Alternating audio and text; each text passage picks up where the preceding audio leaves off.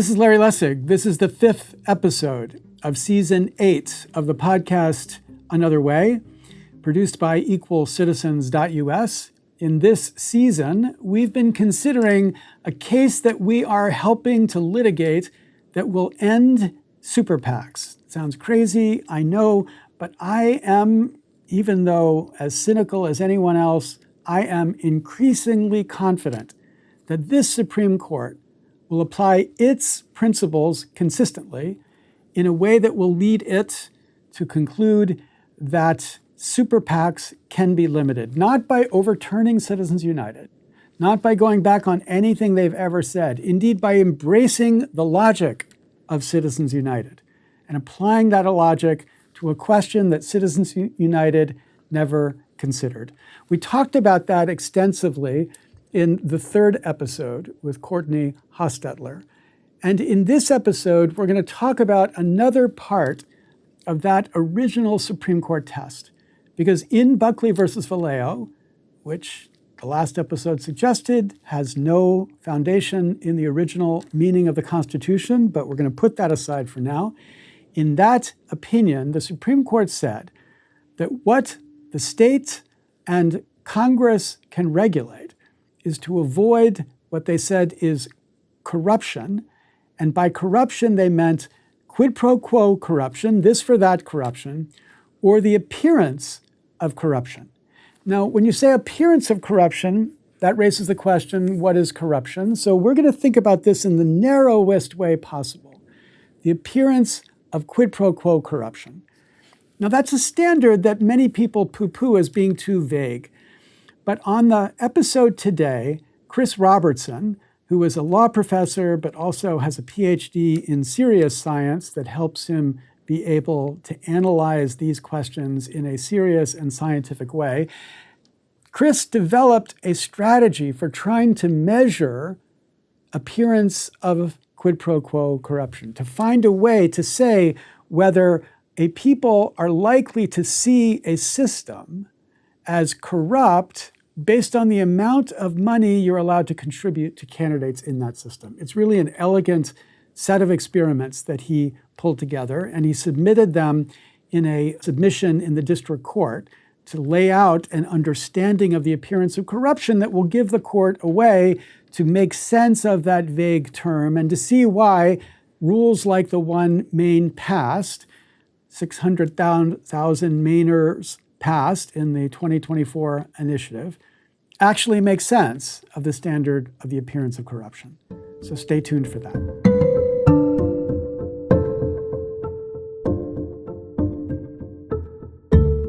Chris, thanks so much for coming to talk about what you contributed to our case. But I want to just put this in a little bit of context because you and I have known each other for a long time, and you've been doing work in the context of understanding the effect of influence for a long time. So why don't you just introduce the genre of work that you've become, I think of, the world expert in thinking about this particular kind of problem? Well, I was trained as a philosopher, and a lot of the foundational questions about epistemology and how do we know what we know and who we can trust and what we can rely on. And a fundamental premise is that there's very little that we know directly. Most of what we know, we know through others, through their representations, and especially through their expertise. And so you think about these chains of epistemic reliance, is what I call them, where, for example, in biomedical science, a patient relies on the doctor, but the doctor relies on the scientific literature and also on the Food and Drug Administration. And if any of those steps can be distorted by conflicting interests. And for example, the physician can have a patent on a medicine or can have a side payment from the drug industry. Or the FDA can be funded by user fees that are structured in a way that create incentives to approve drugs rather than reject them and to do so quickly. So understanding how each step in that chain of reliance shapes the advice that you get is really important then to really our theory of knowledge, because all of our knowledge, almost all of our knowledge is indirect in that way. And so I've also been interested then, as I came to law school and got trained to think about institutions and incentives and durability of what are the solutions to those sorts of problems.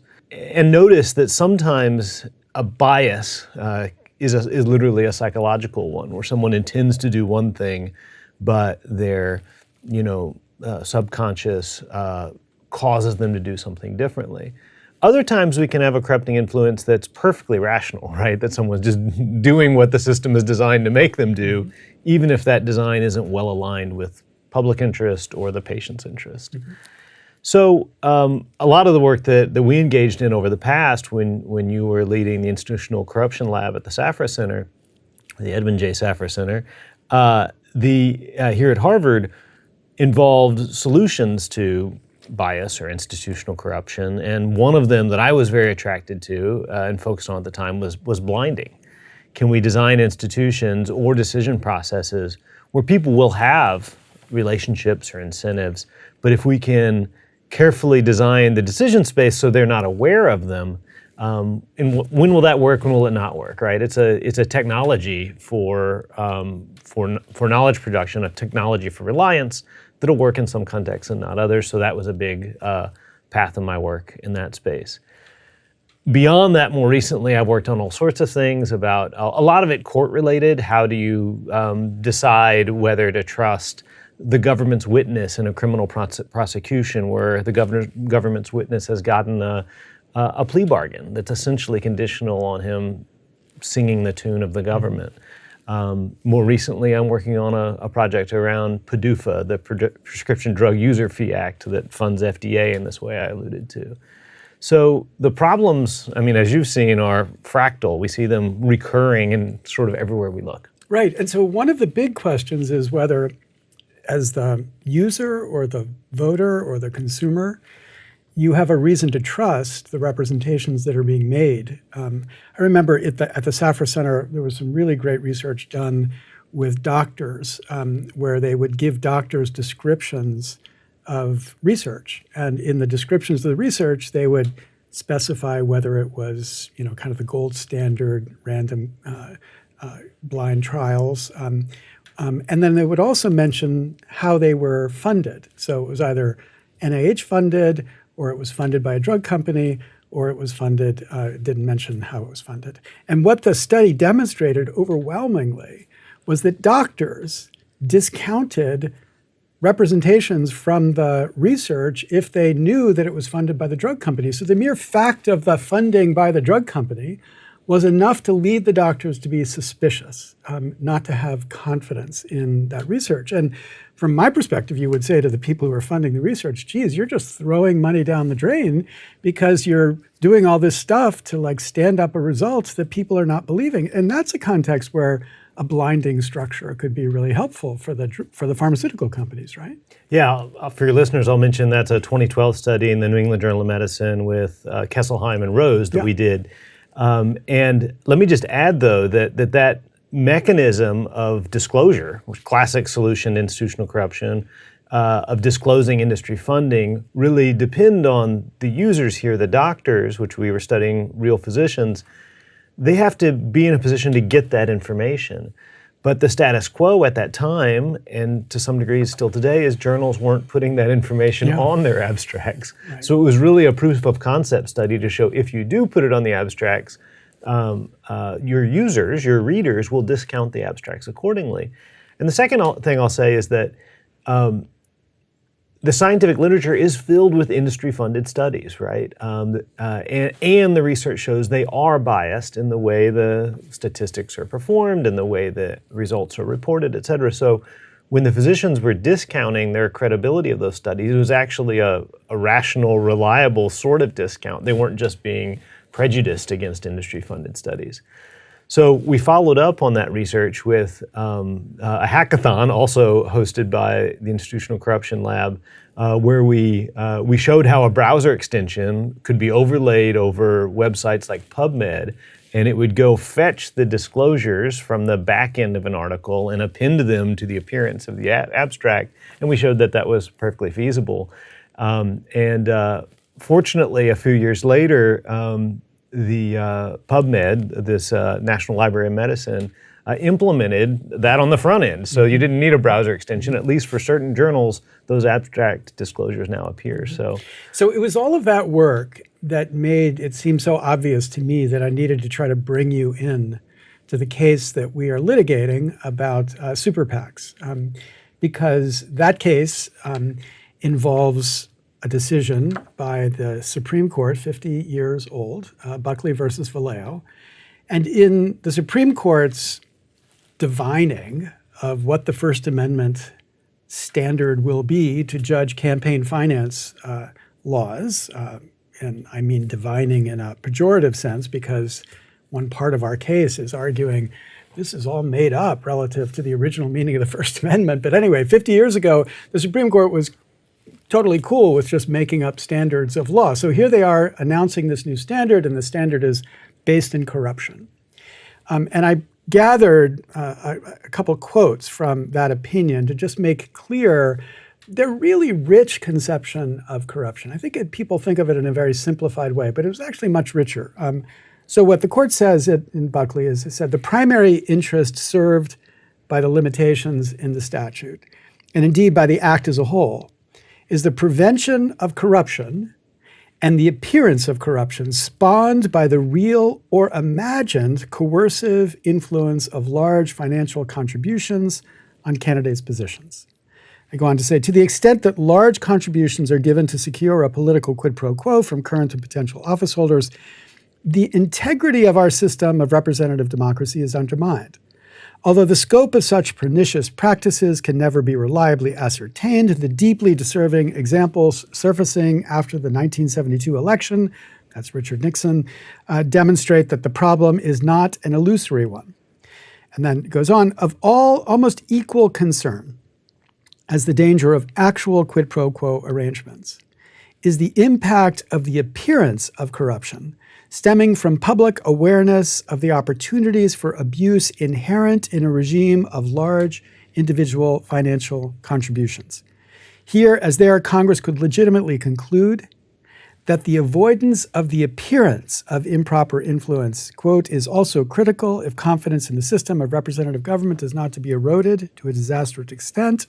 And then finally, Congress was surely entitled to conclude that disclosure was only a partial measure, disclosure of contributions, and the contribution ceilings were a necessary legislative concomitant to deal with the reality or appearance of corruption inherent in a system permitting unlimited financial contributions, even when the identities of the contributors and the amount of their contributions are fully disclosed. Now, what I love about that concept is that it's both addressing the thing that we all agree is a problem, the actual quid pro quo corruption. But it's also recognizing that the public rationally would believe that there's quid pro quo corruption going on in a world where there are no limits on the size of the contribution, because you'd be sitting there thinking, yeah. So he spent $270 million to try to get that guy elected, and he didn't get anything in return for that, or he didn't expect he'd get anything in return for that. And even if the person who spent $270-some million didn't strike a quid pro quo, the point the court is making is that there's a corrosive impact on the public as a whole when the public rationally concludes that, of course, he must be getting something. So even if the contributor is completely, absolutely, rigidly not engaging in a quid pro quo, it still has this effect on the public. And that secondary effect is what they were concerned about. And so when I studied this really carefully, I thought the one person who could help us try to map that secondary effect, like what can we measure it? Can we see how it grows or falls depending on the size of these contributions? I thought you were the perfect person to bring in. So I was so grateful you agreed to help us, and you submitted a declaration in the district court. Maybe that was part of the reason why she was willing to conclude that there was, of course, a risk of quid pro quo corruption with these large contributions. But she didn't really address exactly what you had been talking about. So I was really eager we have a chance to unpack it here in this conversation. So help us understand how you set up a study like the one that you did, and like what we should be able to conclude from the study you set up. Well, sure. I'm honored to be called on, but I will say that there is a broad literature of people in the political science field in particular studying, perceptions of trust in government and all sorts of related constructs. And so, but one of the things I think we wanted to be very careful about is making sure that we are answering the question that the court is asking, right? Because saying that, for example, trust in government varies or doesn't vary may not be what the court accepts as perceived quid pro quo corruption. And even the word corruption, you've advanced, and other scholars have advanced other conceptions of corruption that are maybe more capacious. But for this purpose, we sort of limited ourselves to even the more recent cases, which have cited smaller and smaller portions of that quote, to say, the perceived risk of quid pro quo corruption is what we want to measure. And so the first thing we did, of course, is look at the literature, and it turns out no one has really studied that as directly as we should, in order to speak to the court process. And so the next thing we needed to do, though, is to be able to construct a test that has a real counterfactual. We wanted to understand how different levels of contributions affect perceptions of the risk of quid pro quo corruption, and in particular, whether a cap affects that risk. And so each of those, to get to evidence about what difference it makes, you have to measure the with and without, the counterfactual reasoning. And so the social science methodology that lets you do that is a vignette experiment, where you, first of all, recruit a broad sample of respondents, and we weighted in our recruitment by age and gender and race, and to get a decent cross-section of America from 49 different states. And then for this litigation, since we're based in Maine, we oversampled Mainers to get 115 or so of them as well. And we asked them in this survey experiment to imagine that they're in a situation. And so the survey had two experiments built into it.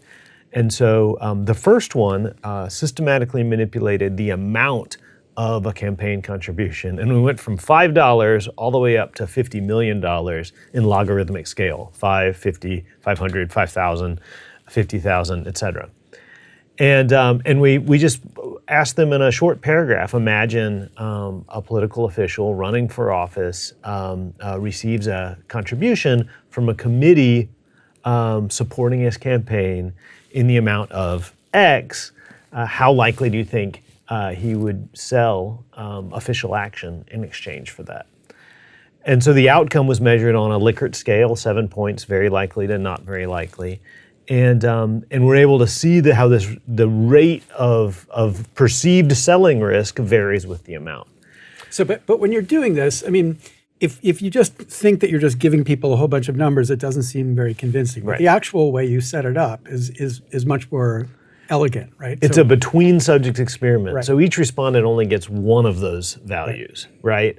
Partly that's so they don't go bored with numb with too long of an experience, but also to maintain the validity. We don't really want them to know what number we care about. We want to keep them blinded to our research hypotheses. So for them, it's just a one shot. And so some respondent got a $500,000 gift, and that they're assessing, and so they measured on this 1 to 7 scale. And so one of the things we found is that, consistent with the prior literature, people think quid pro quo risk is very prominent. So even at the lowest levels, under $5,000, we found 30 to 40% of the people saying, yeah, he could sell his vote for that. But what we did find is that above that base, as the amounts of the contribution above 5,000, we had several levels below it, but above that, the risk starts getting higher and higher, up to the 70 and 80%. You get super majorities of respondents saying, wow, you can give him $50 million? That looks like it could create a risk of quid pro quo, and we see that at 5,500,000 all the way down to, and so we see that variation, that differentiation between small gifts and large gifts from to a committee create a much bigger perceived risk. So that's a pretty straightforward first finding from our science, is that there is a correlation with the amount and there's a discontinuity above 5,000. So that's the first experiment. Right. And so that experiment gives you a reason to believe that the concern that they were talking about in Buckley is really created by systems that remove all caps and allow $270 million contributions to committees that are supporting a particular candidate. Yeah, I mean, I don't think this is a mind-blowing finding. No. It's common sense, but sometimes our job is to remind the court of the sense that we already have, right? Right.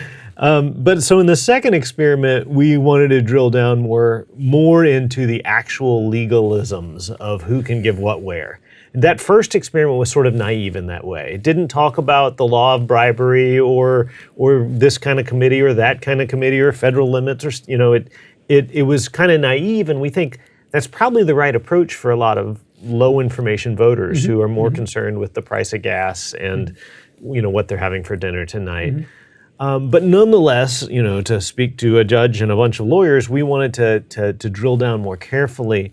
And so we presented a longer vignette that laid out an entire campaign finance regime in about 10 points about there's direct contributions, and then there's committees, and there's, et cetera. But ultimately, we randomized in that second experiment whether this regime had a cap on contributions to at $5,000 to SuperPACs, or independent expenditure committees. And so, just to emphasize, only in the second experiment did we introduce the $5,000 level. We didn't want to drive responses in the first experiment. So this is distinct. And now our question is, in this regime, with all these different policy levers, how likely do you think quid pro quo corruption is? And we actually asked that question in 3 different ways. And here again, we found in the conditions where we randomized them to get the policy regime with that feature, the risk of quid pro quo corruption was dramatically lower. I mean, here it was like 10% with the cap, but it went up by 3x to close to 30% without the cap. And so statistically significant, substantial, a 3x is a huge ratio. And so that was the second experiment. But just to make sure, because this is really important to connect it to the case, Maine has passed a law. The law has capped contributions to these independent expenditure committees. If Mainers behave the way this experiment suggests, that suggests that Mainers will have less suspicion that there's quid pro quo corruption going on in the campaign finance system because of that cap.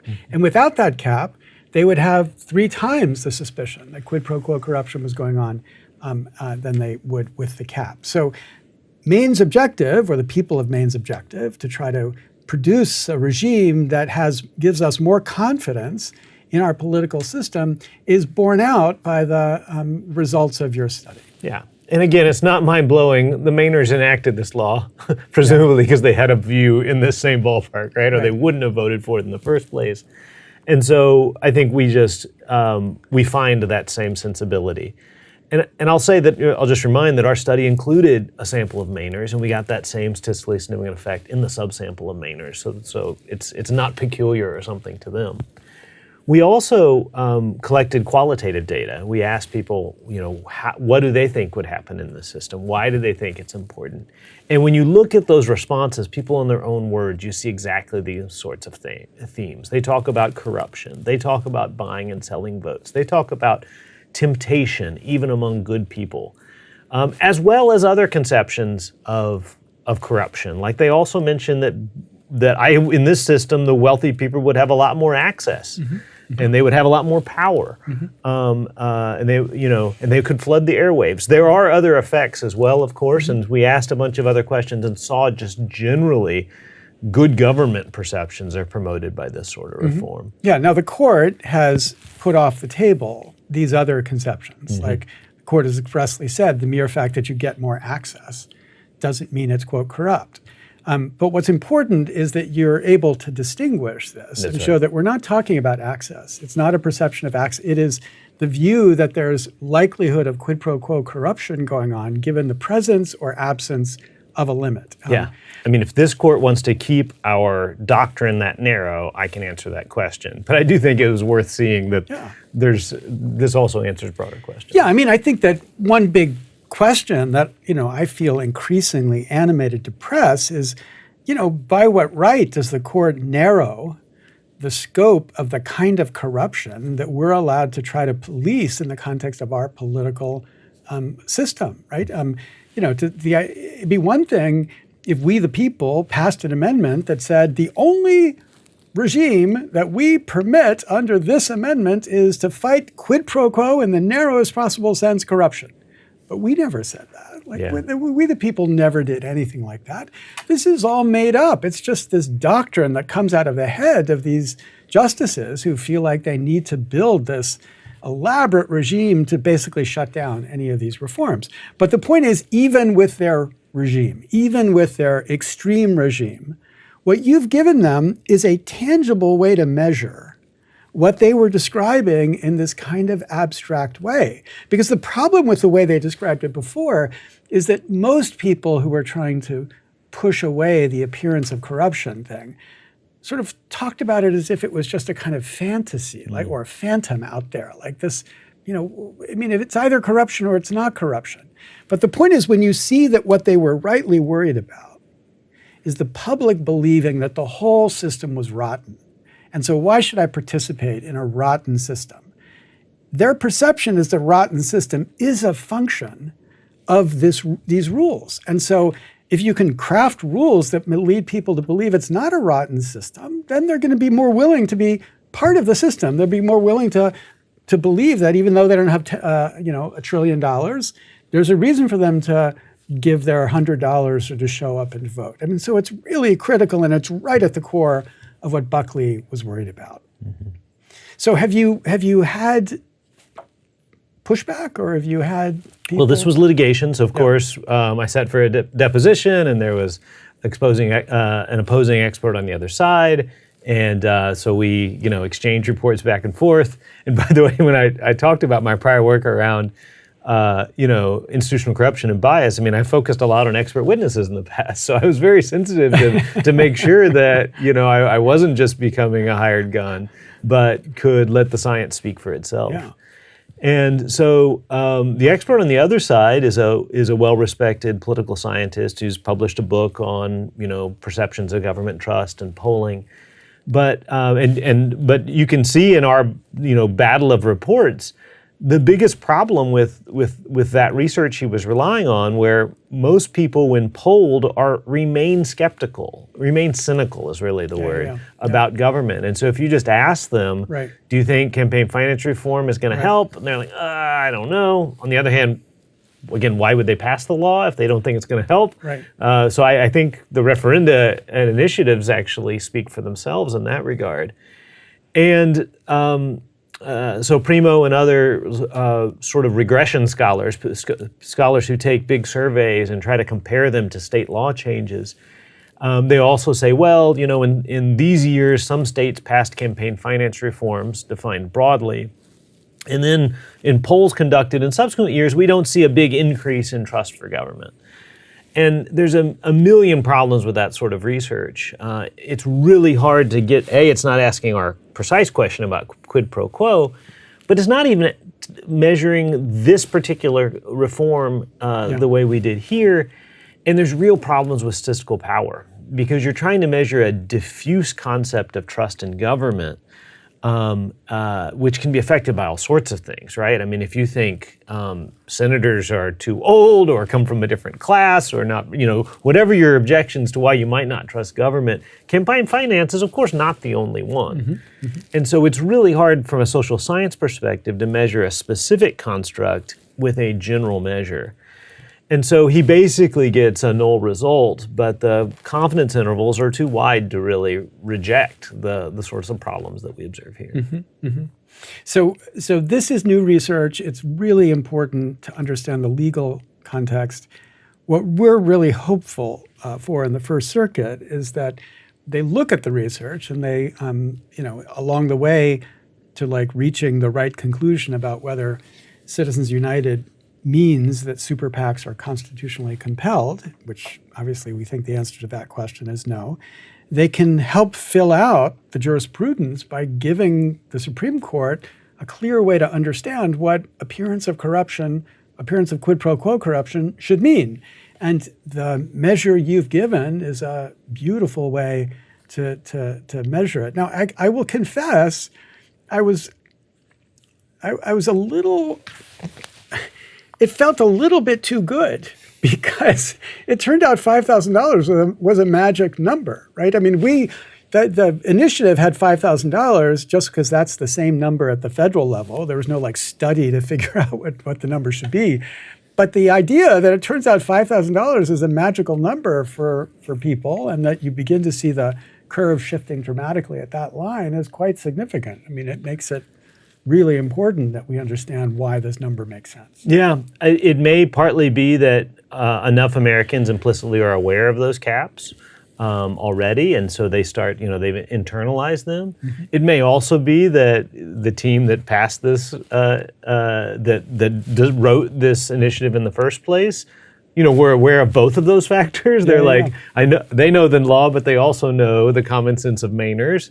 And so we picked up on, I think, that background phenomena, mm-hmm. Even though 5,000 is obviously an arbitrary number, and we would probably prefer it to be lower. I don't know, maybe higher, but we prefer what the people of Maine want. They should just be allowed to have what they asked for. And that's a classic, 1L law school problem with line drawing. Right.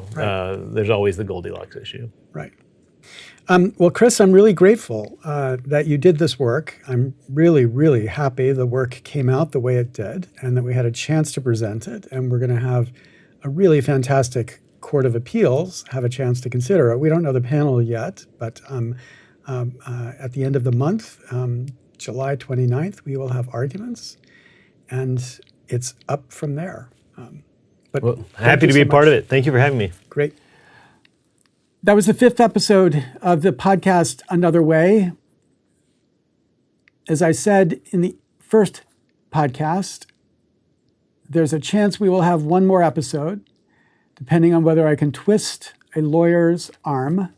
That episode will unpack exactly why the recent Supreme Court case about campaign finance, whether party committees can coordinate or not, is perfectly consistent with the theory we've advanced about why regulations on contributions are different from regulations on spending, and why the argument we're making in our case about the permissible regulations on contributions are constitutional under the analysis the court has given us in Buckley and in Citizens United and every other Supreme Court case.